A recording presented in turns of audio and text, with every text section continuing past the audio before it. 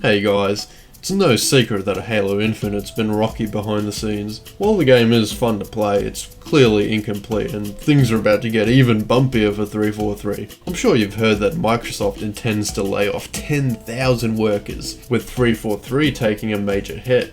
Sources vary, but 343 is expected to lose between 15 and 33% of their staff. This news has Halo fans everywhere worried about the future of the franchise, since Halo Infinite obviously hasn't been as profitable as management hoped. We've also been seeing a lot of alarmist doom and gloom about how Halo is finished. So let's take a closer look at the situation.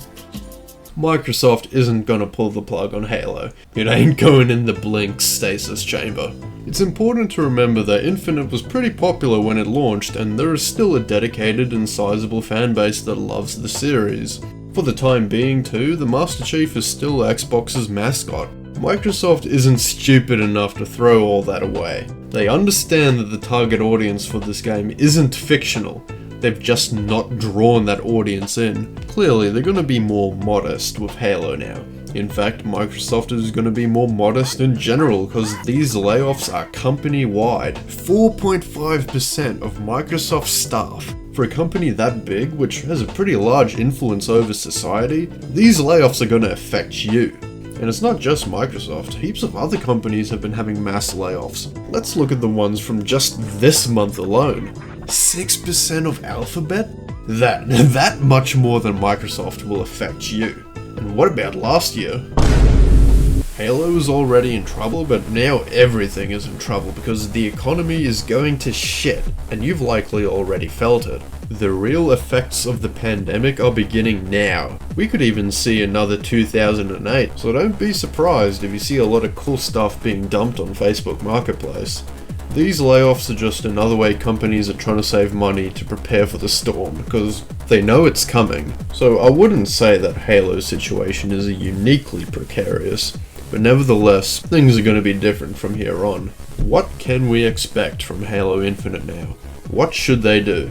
Some people are expecting Halo to be handed over to a new studio, but that's not going to do anything in the short term when much of Infinite's problems are because of staff turnover anyway. Let me explain. We know 343 makes heavy use of contractors, with some estimates putting them at a third of 343's workforce. Obviously, these contractors are not permanent employees, and when they leave, they take their knowledge and expertise with them, often leaving behind code and tools that are not well documented or commented. This creates a cycle where new contractors come in and have to work with code and tools they don't understand, and they don't stick around long enough to really care about the project or necessarily understand what they're looking at. And it's not like they can ask the last guy to help them out. Since it's clear no one else cares, they don't leave behind any comments or documentation of their own, making it even harder for the guy who replaces them to understand it all. There's just a lack of continuity and consistency in the development process, and bringing in a new studio would make that even worse because now you're shafting the permanent employees who do know what they're doing. Plus, 343's recently told us they're here to stay. We're definitely not getting campaign DLC anymore though, and to be honest, good riddance. Infinite had plenty of fun encounters gameplay wise, don't get me wrong, but the story was like, yeah, whatever man. It was the inverted twin of Halo 5's plot. Just as bad, but for different reasons. So here's what I think 343 is gonna do. We're gonna get a soft relaunch of Infinite's multiplayer. Campaign content they had been working on is gonna be repurposed for multiplayer. We might get some UI changes, we'll be getting Infection, and we'll be seeing a lot of Forge maps and matchmaking. Additionally, there's no reason Certain Affinity would stop working on the Battle Royale mode. We know it's coming, and we know it's still gonna come. 343 has been slow to come out with new content themselves, so using community-made maps is a great way to pack the game and keep it interesting since A, the fans are gonna make them for free, B, they're gonna make a lot of them, and C, the Halo community is insane and is always making amazing things. Hot damn do these maps look incredible. Dude, they look like actual maps. With how amazing Infinite's Forge is, honestly, there's no need for 343 to dedicate staff to making maps. Maybe those fellas are the ones getting axed by Microsoft. As for the UI, I don't know what they're gonna do, but we're long overdue for pre and post game lobbies, partying up, and map voting. Sadly, we're probably only gonna get map voting since there's gonna be an influx of Forge maps, whereas the other social features are just not gonna be appreciated by modern gamers. Everybody's in a party chat already and don't really care about internet strangers. 343 would be better off focusing elsewhere for the time being. I do think they should implement an all chat, since currently you can only talk to your teammates.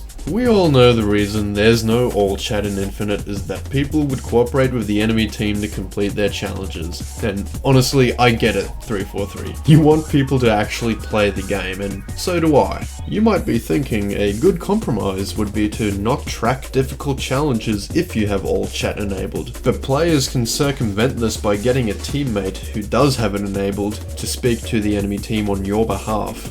But since you now get XP based on your performance, I think there is less incentive to game the challenge system. Plus, once players are done chasing their challenge, they'll just get back into playing the game normally. And even if they do meme the challenges, I doubt 343 is pulling much money from XP boosters anyway. The money is coming from premium cosmetics that need the XP to be equipped in the first place. So from a business perspective, it makes more sense to speed players along the progression so they can quickly reach the premium equipment and then decide, hey, you know what, I'll spend some money on this. So yeah, just let me speak to the enemy team.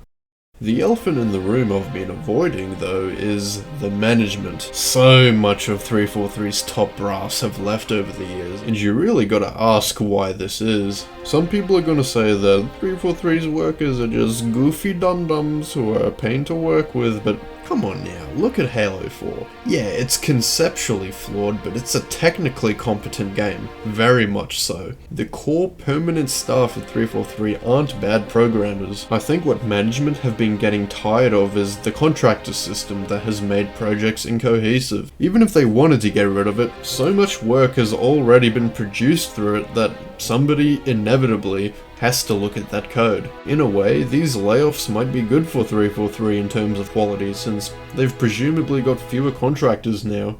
It'll give their codebase time to heal. Or maybe the reason they all left is they hated the other managers. Who knows?